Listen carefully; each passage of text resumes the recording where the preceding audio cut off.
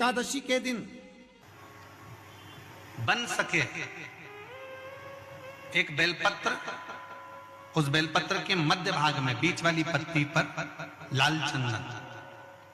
और दोनों पत्तियों पर पीला चंदन, नीचे वाली दोनों पत्तियों पर पीला चंदन, बीच वाली पत्ती पर लाल चंदन और दोनों पत्तियों पर पीला चंदन। और इसी बेलपत्र के साथ में जो लाल चंदन वाला जो पत्ती है उस पर एक श्वेत पुष्प, सफेद फूल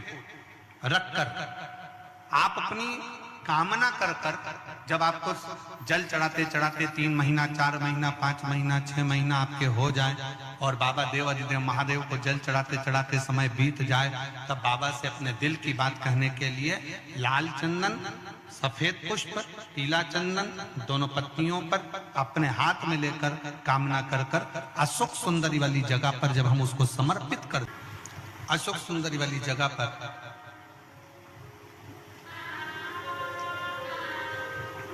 ये शिवलिंग जलाधारी और उसके सामने का जो भाग है उसके मध्य भाग में अशोक सुंदरी का स्थान है। बस इसी स्थान पर बेलपत्र और श्वेत पुष्प, बीच वाली पत्ती पर लाल चंदन, आसपास की पत्तियों पर पीला चंदन और वो शिवलिंग की सम्मुख में जो अशोक सुंदरी का स्थान है वहां समर्पित कर, उस स्थान ये रोज नहीं करना। फिर ध्यान देना, कभी कभी 4-6 महीने निकल जाएं, 8 महीने निकल जाएं, 3 महीने निकल जाएं, 5 महीने निकल जाएं, उस स्थान, और ये हमने एक बार नहीं बताया, इसको पहले भी वर्णन कर सकते। एकादशी के दिन गंगा के जल में मात्र 7 बेलपत्री डालकर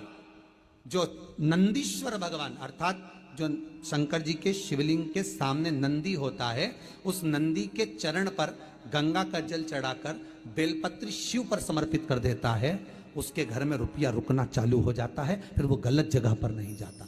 गलत स्थान पर वो धन जाएगा ही नहीं। बेटा अगर व्यसन में पड़ा हुआ है, मदिरा पान में पड़ा हुआ है, मांसाहार में, जुए आदि में जा रहा है, तुम्हें लग रहा है कि मेरा बेटा गलत मार्ग पर जा रहा है, ये मित्र दोस्ती गलत हो रही है, वो सही जगह पर आ जाए। तो हो रही है 30,000 रुपये महीना, 40,000 रुपये महीना कमा कर लेकर भी आ रहे हो, कमाई तो आपकी हो रही है। 30-40 हजार रुपये महीना आप कमा रहे हो, 50,000 रुपये महीना, 1 लाख, 2 लाख, 4 लाख रुपए आप कमा भी रहे हो, पर आया और चला गया, उसका क्या करोगे?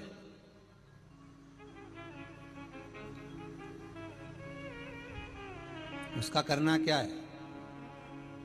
बहुत सुंदर संवाद है, ध्यान दीजिएगा। जिसके घर में कमाने वाले 2-4 हैं, पैसा तो आ रहा है पर घर में टिक नहीं रहा, डॉक्टर में, पुलिस में,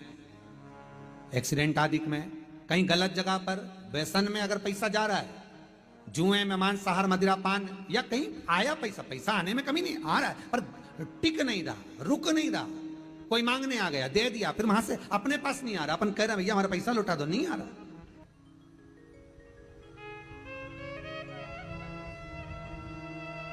करना है एकादशी। कई लोग इसको धन के लिए भी करते हैं, संपदा के लिए, संपदा के लिए अर्थात जिसका व्यापार नहीं चलता, जिसके घर में पैसा नहीं आता, या नौकरी नहीं लग रही, या सर्विस नहीं लग रही, आप अप्लाई कर रहे हो, जगह जगह जाकर इंटरव्यू भी दे रहे हो और पैसा नहीं आता, तो उसके लिए भी प्रयास किया जाता है। पर उसके लिए यहाँ पर जो धन के लिए करते हैं, उसके लिए विष्णुपदी के लिए करते हैं। मतलब जैसे गंगा के जल में तुलसी के 11 पत्ते डाले जाते हैं। कितने पत्ते डालते हैं? 11 तुलसी के पत्ते डालते हैं, और उसको किसी भी नारायण के मंदिर में, राम कृष्ण शिव, शंकर नहीं, राम कृष्ण भगवान विष्णु, दत्त आदि जितने नारायण के मंदिर हैं, उस मंदिर में किसी भी पात्र में, एक छोटे से पात्र में उसको भरकर रखी आते हैं महाराज, उससे भी जॉब, सर्विस, नौकरी में सफलता प्राप्त हो जाती है। परंतु वो भी एकादशी को ही होता है। कुछ देर तक पात्र को रखा जाता है, फिर वही पात्र का जल किसी भी वृक्ष के नीचे डाल दिया जाता है, उससे भी नौकरी के लिए फायदा मिलता है। गंगा का जल कोई साधारण नहीं। पैसा, धन ज्यादा आने लगे तो पत्नी को कहना चाहिए कि देखो थोड़ा बहुत मेरा मन है, शिव महापुराण की कथा हो जाए या फिर कहीं सत्कर्म में लग जाए, कहीं ब्राह्मण भोज, साधु भोज, सन्यासी भोज, गुरु जन में, संत जन में, साधु जन में, तपस्वी जन में कहीं लग जाए। ये धर्म पत्नी है। जहां धर्म जुड़ा हुआ हो वो धर्म। महाराज कुछ तिथियां होती हैं, जिन तिथियों में अगर आप रोज गंगा का जल शंकर को नहीं चढ़ा सकते तो शिव महापुराण कथा कहती है, स्कंद पुराण कहती है, विष्णु पुराण कहती है, गर्ग संहिता कहती है, गीता पुरुष गोरखपुर का कल्याण का गंगा अंक कहता है कि कुछ तिथियां भारत की भूमि पर ऐसी वर्णित है जिन तिथियों में भी गंगा का जल हम शिव को अगर एक बूंद भी समर्पित कर रहे हैं, गंगा का जल मात्र एक आधी चम्मच भी, आचमन जितना भी अगर हम शिव को समर्पित कर रहे हैं तो उसका सुख आनंदित है। जैसे पंचमी तिथि, नवमी तिथि, दशमी तिथि, एकादशी, प्रदोष, पूर्णिमा, अमावस्या, ये तिथियां हमारे यहाँ जो दी गई हैं, इन तिथियों में अगर हम गंगा का मात्र थोड़ा सा जल भी अगर जल के पात्र में डालकर गंगा जी का जल थोड़ा सा भी शिव के पास लेकर जा रहे हैं तो ये एक भाव अपने भीतर होना चाहिए कि आप केवल गंगा का जल साधारण शिव मंदिर में समर्पित नहीं कर रहे हो, आप गंगा का जल भले अपने घर से लेकर जा रहे हो और थोड़ा सा भी जल ले जाकर अगर शिव को समर्पित कर रहे हो तो तुम्हारे भीतर यह भाव होना चाहिए कि मैं गंगोत्री से जल भरकर सीधे रामेश्वर में ले जाकर गंगा के जल को समर्पित कर रही हूं। श्रावण के महीने में या अन्य महीने में आप शिव को समर्पित कर रहे हैं, यह आपके भीतर एक भाव उत्पन्न होना चाहिए। एक बात आपको कही थी गुरु महिमा में कि घर से जब निकला करो ना तो भगवान देव अधिदेव महादेव का नाम लेकर श्री शिवाय नमस्तुभ्यम। घर से जब निकलो, कोई कार्य के लिए जा रहे हो तो आप श्री शिवाय नमस्तुभ्यम का स्मरण कर कर जाइए। आप किसी काम के लिए आगे बढ़ रहे हो, श्री शिवाय नमस्तुभ्यम का स्मरण कर कर जाइए। जिस समय आपके मुख से श्री शिवाय नमस्तुभ्यम का स्मरण हो जाए या शिवलिंग का स्पर्श हो जाए या शंकर का अनुमोदन कर कर ओम नमः शिवाय बोलकर या राम बोलकर, कृष्ण बोलकर, शिव बोलकर, आपके भीतर जो रमा हुआ है, आप राम को मानते हैं आप राम को माने, हम मना नहीं करेंगे। आप कृष्ण को माने तो कृष्ण को माने, हम मना नहीं करेंगे। आपका दिल जिससे लगे, आपका चित्त वृत्ति जिससे लगे, और उस पवित्र भूमि में ना जाने कितने साधक, कितने साधु, कितने तपस्वी, कितने संत, कितने महात्मा, कितने जोगी, कितने सन्यासी, कितने ब्राह्मण जन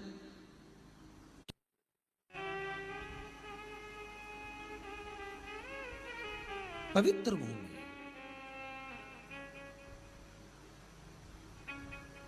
और उस पवित्र भूमि में ना जाने कितने साधक, कितने साधु, कितने तपस्वी, कितने संत, कितने महात्मा, कितने जोगी, कितने सन्यासी, कितने ब्राह्मण जन, कितने विद्वत जन इस भारत की भूमि पर भ्रमण करते रहते हैं, तप साधना करते रहते हैं, उपासना करते रहते हैं, मंत्र जाप स्मरण करते रहते हैं। और जब उनका मंत्र जाप का फल इस भूमि पर प्राप्त होता है तो यहाँ की जो रज है, यहाँ की जो धूल है, यहाँ की जो माटी है, वो सुख का अनुभव करा देती है, एक आनंद का अनुभव करा देती है। श्री भागीरथ बाबा गंगा जी को लेकर आए।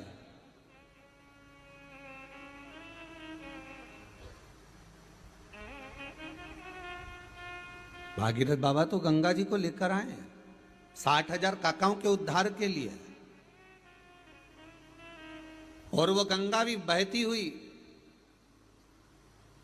गौमुख से लेकर चलते चलते चलते चलते वो गंगा भी कलकत्ता तक जब पहुंची है, गंगा सागर तक जब पहुंची है,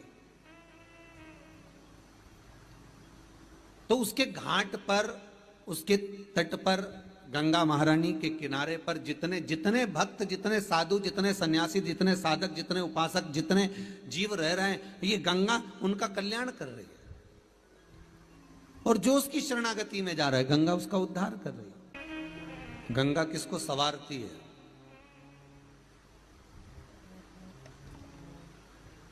किसी ने कहा कि प्राण छूटे और गंगा जी में ले जाकर अस्थियों को छोड़ दो तो गंगा मोक्ष देती है। विष्णु पुराण में, गर्ग संहिता में, देवी भागवत में, शिव महापुराण में, स्कंद पुराण में लेख लिखे हैं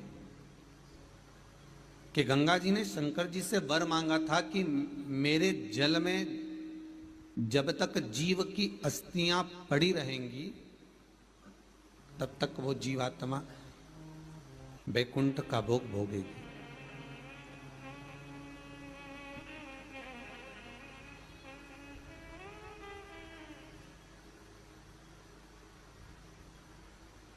पर गंगा जी ने एक बात और कही है, शिव महापुराण में आपने श्रवण करा ना करा, पर एक बात और गंगा जी कह रही है कि मैं तार दूंगी, मैं पापी से पापी जीव का उद्धार कर दूंगी, मना नहीं है। वैसे भी तो भारत की भूमि तो पावन पावन नदियां सारी की सारी जितनी वे हैं ये भारत की भूमि पर है, ये भारत माता पर विराजमान, सारे के सारे पावन तीर्थ इस भारत की भूमि पर विराजमान है।